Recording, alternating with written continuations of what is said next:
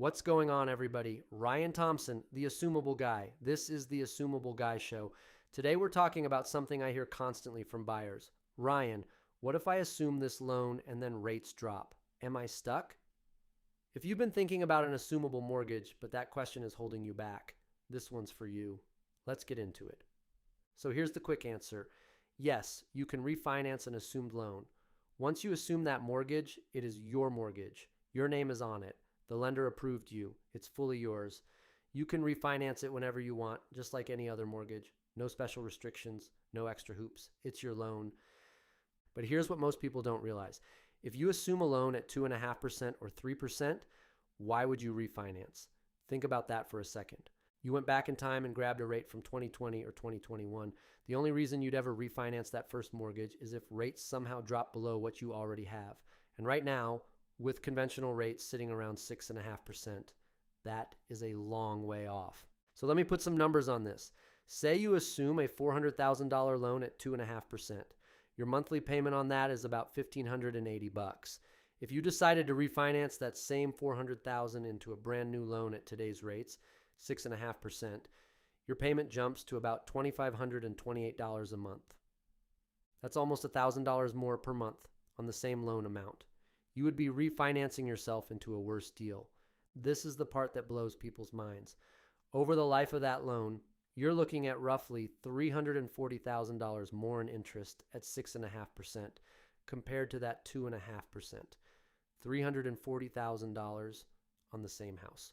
That's a family vacation every single year. That's maxing out a retirement account. That's your kid's college fund.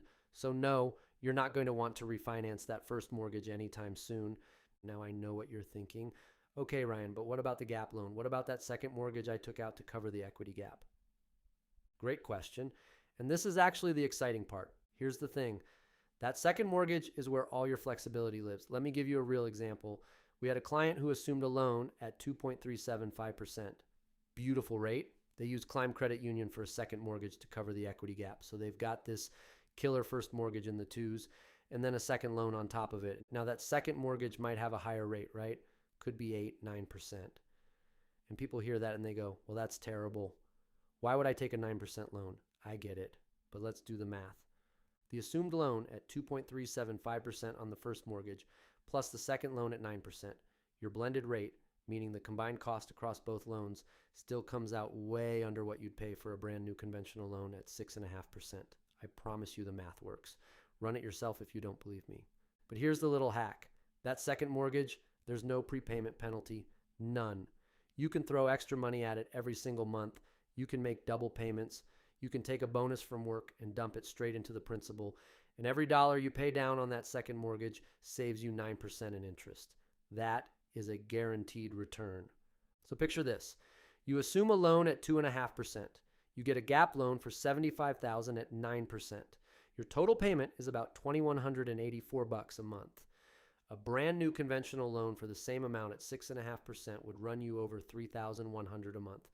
You're saving over $900 a month, even with that bad second mortgage, right? Now take that $900 you're saving every month and throw it at the second mortgage. You're paying it down faster and faster. Within a few years, that gap loan could be gone. And then you're sitting on a $400,000 mortgage at 2.5% with no second mortgage at all. That is the dream scenario. And here's the other thing. If rates come down in 2 or 3 years, you don't refinance your first mortgage. You refinance the second. Drop that 9% gap loan down to whatever rates are at that point. 5%, 4%, who knows? Your first mortgage stays untouched at 2.5%. You keep that forever or as long as it makes sense. Now, sellers, if you're listening to this, here's what this means for you. When you market your home as assumable, buyers are not worried about being stuck. They know they have options. They know the math works in their favor from day one and only gets better over time. That makes your home more attractive. That brings in more offers. Colin and Beth did exactly this. They marketed their property as assumable and got multiple competing offers that drove the price up. More buyers competing means a higher sale price for you. Think about it. Whose home is going to sell quicker? This home where the buyer has to go get a 6.5% loan, or this identical home next door where the buyer steps into a 2.5% rate and saves over $1,000 a month? All things equal, right? That's not even a close call. So let me recap the options real quick for buyers. Option 1, you keep the assumed mortgage forever at that killer rate and never refinance. Awesome. Option 2, rates drop below your assumed rate someday and you refinance into an even better deal. Also awesome. Option 3, you aggressively pay down the gap loan, refinance just the second mortgage if rates improve, and keep that first mortgage in the twos. That's the power move. I want to make this super clear. There is no scenario where assuming a mortgage puts you in a worse position than just going and getting a conventional loan at today's rates. The flexibility is all on your side. All right, let's go find some sweet deals. I'm Ryan Thompson. This is the Assumable Guy Show. If you want to see if an assumable mortgage makes sense for you, go to assumableguy.com or DM me on Instagram at the.assumable.guy. I'll run the numbers for you. No pressure, just math.